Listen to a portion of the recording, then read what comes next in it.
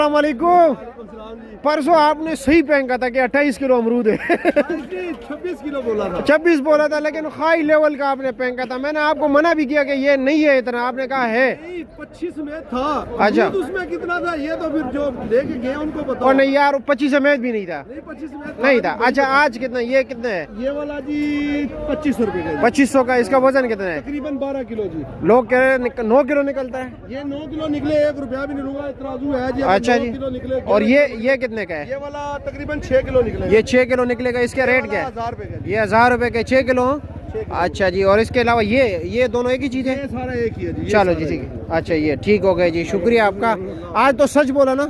इंशाल्लाह सच ही बोलते हैं जी। अच्छा चलो जी ठीक है। लेकिन परसों आपने जरा थोड़ा मामूली तेल ज्यादा इस्तेमाल किया था। नहीं, उसमें स्पेशल था। उसमें अच्छा। नोट भी उन्होंने लगा के भेजे हुए थे। अच्छा आपको चलो पता? ठीक है। 100 रुपए का नोट तो 100 रुपए का क्या होता है जी? वो